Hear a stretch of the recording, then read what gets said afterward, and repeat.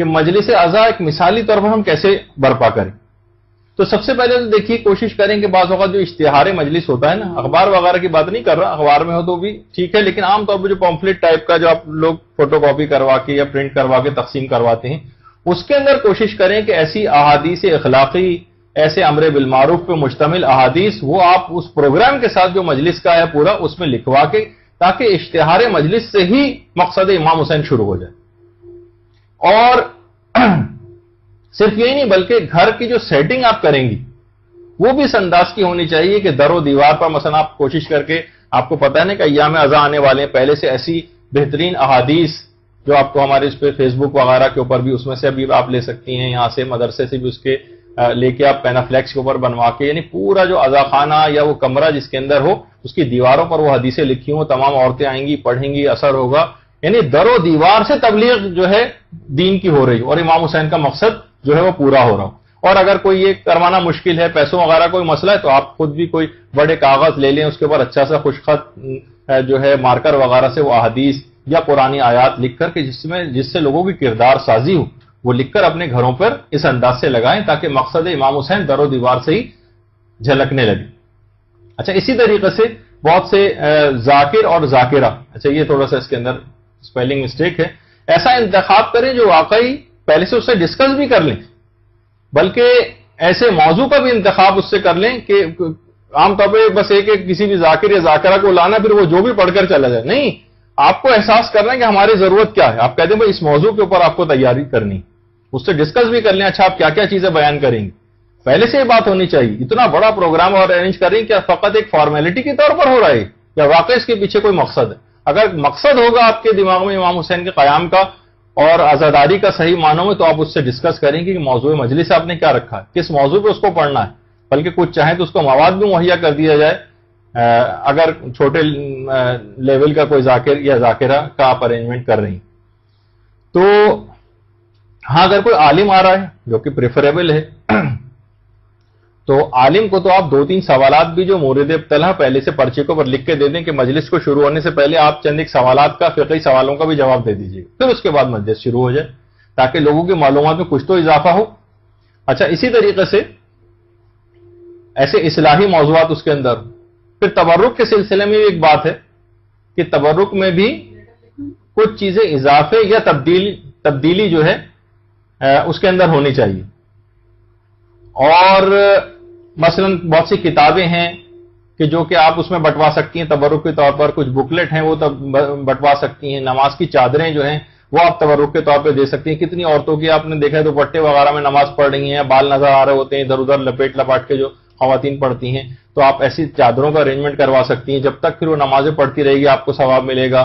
پردے کے موضوع پر آپ تقریر کروا دیں پہلے خاتون سے اس قسم کی، پھر اس کے بعد اس میں احساس دلایا گیا ہو کہ آپ کو نامحرم کے سامنے موزے پہننا ہے یا پاؤں چھپانا ہے، سلیوز آپ کے جو ہے عام طور پر کلائیاں ظاہر ہو جاتی ہیں. اور تبرک میں آپ جو ہے مثلا موزے اور سلیوز ایکسٹرا طور پہ کھانے کھلانے کے ساتھ بھی آپ دے سکتی ہیں. ایسی اچھی اصلاحی مجالس پر مبنی مجالس کی DVD اور CDs یہ آپ تحفے میں اس میں تبرک کے طور پہ دے سکتی ہیں. کیسٹس دے سکتی ہیں. ہاتھ سے لکھا ہوا کوئی ہینڈ آؤٹ ہے، اگر آپ یہ نہیں افورڈ کر سکتی تو کچھ لے کے فوٹو کاپی کرا کے وہ تقسیم کر سکتی ہیں. اچھا، پھر اس کے علاوہ اب دیکھیے تبرکات جتنے بھی ہیں جو اس کے اندر تبرک وغیرہ ملتے ہیں، اس میں یہ نہیں کہ جو بھی تبرک دیا جا رہا ہے بڑے ہم اس کو وہ کریں، نہیں، کتنے مضر صحت تبرک آپ بانٹتی ہیں اس کے اندر. بہت سے ایسے ہیں کہ اتنے گھی اور تیل کی پوری لیئرز اس کے اوپر ہوتی ہیں، جسے ہم کہتے ہیں کہ یہ ہمارے ایک دوست کہتے ہیں بڑا اچھا کہ ہارٹ اٹیک جو ہے وہ آپ تقسیم کر رہے ہیں یہ سب. تو وہ جو ہے گندے تیلوں کے اندر پکی ہوئی چیزیں، کب امام حسین جو ہے یہ کہیں گے کہ ان ہائیجینک یا مثلاً جو ہے وہ گندے تیلوں کے اندر پکی ہوئی چیزیں آپ لوگوں کو میرے نام کے اوپر کھلائیں؟ امام حسین کبھی راضی نہیں ہوں گے کہ جس کو کھا کر عزادار مزید بیمار سے بیمار ہوتے چلے جائیں. ایک طالبہ نے مجھے لکھ کر بھی ایک بڑی اچھی تجاویز جو ہے وہ دی تھی کیٹرنگ والوں کے سلسلے میں کہ ان کو کن باتوں کا خیال کرنا چاہیے. وہ میں ان سے ملاقات نہیں کر سکا لیکن انہوں نے بہت اچھی وہ تجاویز دی اور واقعی اس کو پرنٹ کروا کے اور ایسے کیٹرنگ سروس والوں کو جو دی جائیں تاکہ وہ ان کو احساس ہو کہ وہ کیا کر رہے ہیں. ہاں، اگر آپ کو بہت زیادہ اس کا احساس ہے کھلانے پلانے کا اور یہ آپ کرنا چاہتے ہیں تو ٹھیک ہے، پھر ان کو اچھا تیل مہیا کریں، اپنی نگرانی میں ان سے جو ہے وہ بنوائیں. کوشش یہ کریں کہ کسی مومن سے ہی جو ہے یہ تمام چیزیں پکوائیں، بنسبت ہی کہ یعنی جو دشمنان اہل بیت ہیں بعض اوقات ان سے یہ سب چیزیں کروائی جاتی ہیں، ان کو مالی فائدہ پہنچایا جاتا ہے، اپنے افراد ان کو گائیڈ کریں کہ تم کو وضو کر کے اچھا بسم اللہ پڑھ کر اور ہم اچھی چیزیں پرووائڈ کریں گے تاکہ مومنین کے جو صحت اس سے خراب نہ ہو. کوشش کریں کہ تبرکات کو سادہ رکھیں, یعنی بہت زیادہ روغنی اور جو ان کی صحت کو نقصان پہنچانے والی چیزیں یہ نہ ہوں اس کے اندر.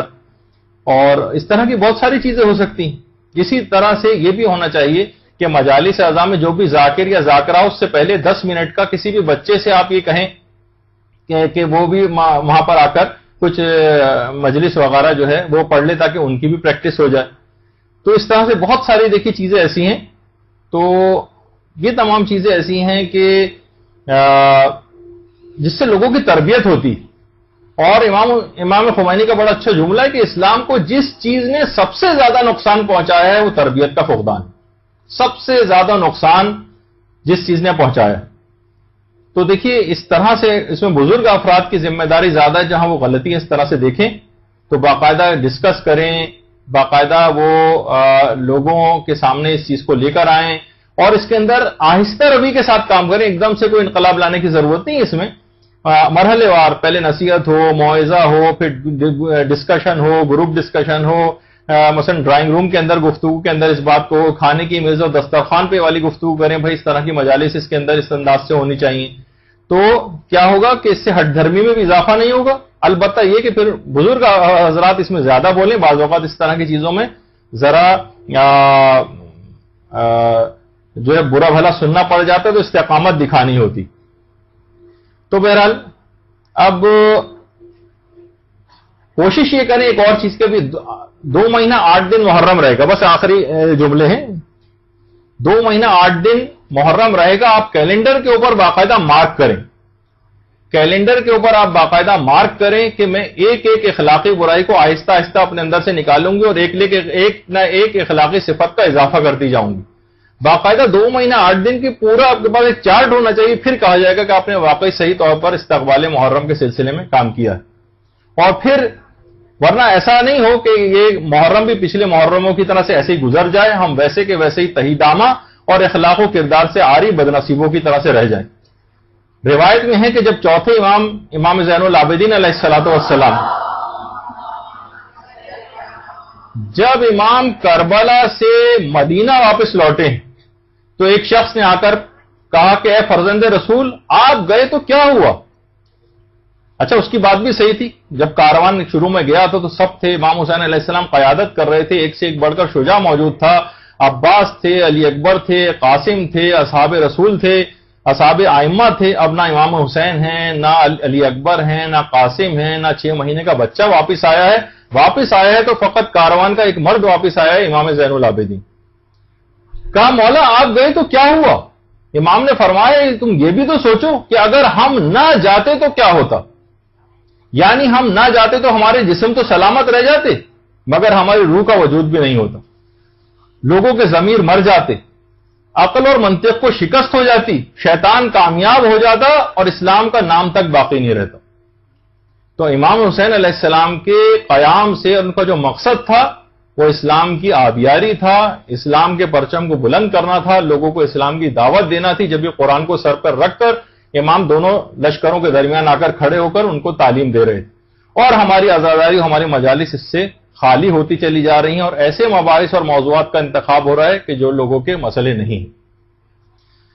تو اب آزاداری کے ذریعے بس ذمہ داری آپ کی ہے کہ ہر وہ کام کرنا ہے کہ جس سے اسلام باقی رہے, اسلام کا بول بالا ہو, اس کی تعلیمات کے عملی مظاہر زندگیوں میں نظر آئیں. اگر ایسا ہوگا تو پھر واقعتاً ہم کہیں گے کہ اس محرم کا صحیح معنوں میں استقبال ہو سکے گا اور ہم امام زمانہ کے سامنے کچھ کر ان کی خدمت میں پیش کرنے کے قابل ہو سکے. برحمتک یا ارحم الراحمین وصلی اللہ علی محمد وآلہ الطاہرین.